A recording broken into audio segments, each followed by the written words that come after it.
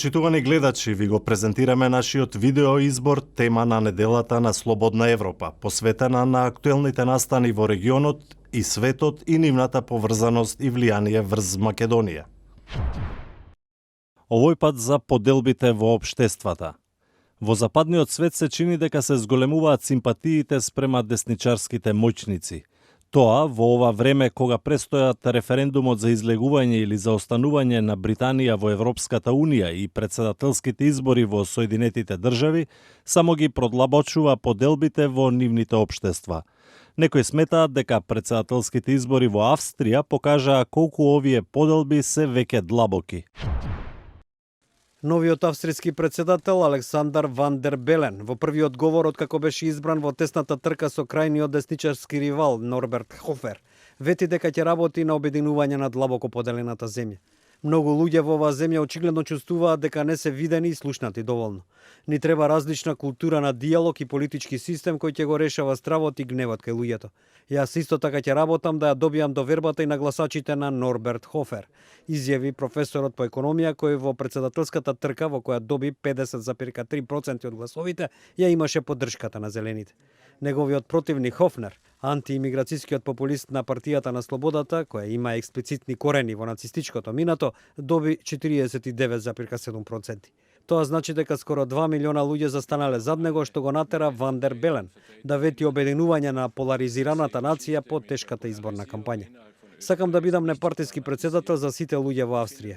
Многу се зборуваше за поделби во оваа земја, но мислам дека тоа може да се протолкува и како знак дека ние сме две страни на иста монета и секоја страна е исто толку важна како и другата.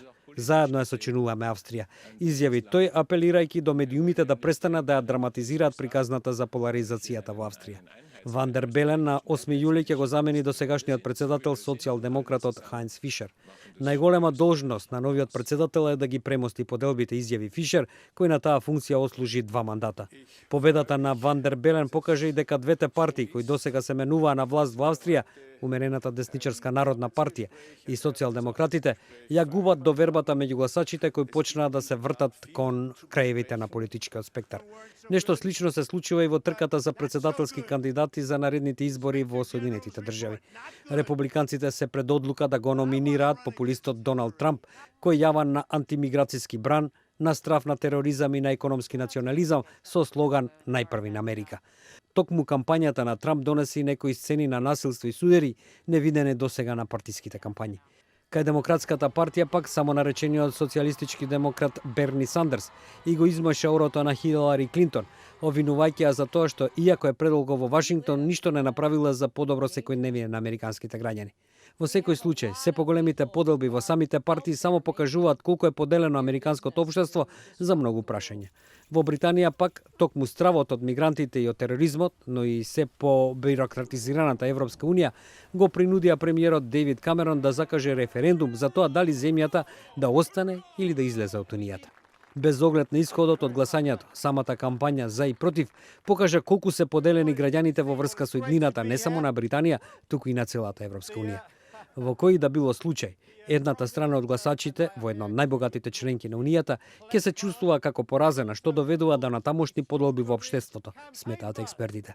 Затоа, како што наведуваат, е неопходно што поскоро да се послушаат зборовите и заложбите на новиот австријски претседател Ван дер Белен, дека ќе работи на обединување на длабоко поделената земја и оти различностите треба да се гледаат како придобивка на едно општество, а не причина за поделби. Тоа беше прилогот од студиото во Прага. Нашиот неделен видеоизбор го продолжуваме со информација и реакција на истата тема од Скопје. Во Македонија поделбите во општеството никогаш не биле подлабоки како сега. Особено откако опозицијата почна да ги објавува така наречените бомби за злоупотребите на власта, а уште повеќе по одлуката на претседателот Ѓорге Иванов за аболиција.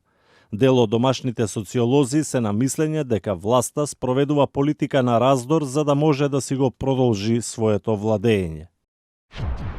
Нико ништо не ти може, Никола!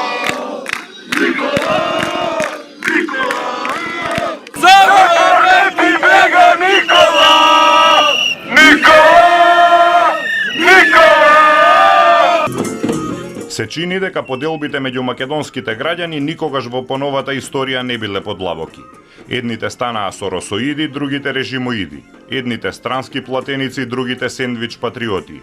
Едните потенцираат дека ја сакаат Македонија и ги обвинуваат другите дека се платеници на странски служби кои работат за нејзино разнебитување. Другите ја обвинуваат власта и нејзините подржувачи дека од нивната љубов Македонија се претворила во жртва на семејно насилство, дека спомениците им значат повеќе од живите луѓе кои умираат чекајќи лекување и дека ги злоупотребуваат сиромашните граѓани принудувајќи ги да им ги бранат криминалите. Веќе не се бара смена на функционери или промена на власта, туку се бара најмалку затвор. Политичките партии од власта со помош на медиумите под нивна контрола со години ги етикетираат сите критички гласови во земјата, прогласувајќи ги за предавници, криминалци, платеници. Сепак, после 10 години владење, антивладиното движење доби замав. Прво со така наречените бомби што ги објави опозицијскиот СДСМ, а во изминативе 2 месеци со аболициите од председателот Ѓорѓе Иванов. Тој рече дека ги помилува политичарите поради национално помирување, но се чини дека неговата постапка придонесе за уште поголеми поделби. Професор Ѓорѓи Тоновски вели дека освен природните, во изминативе 10 години стануваат се поизразени социјално-политичко-идеолошките поделби.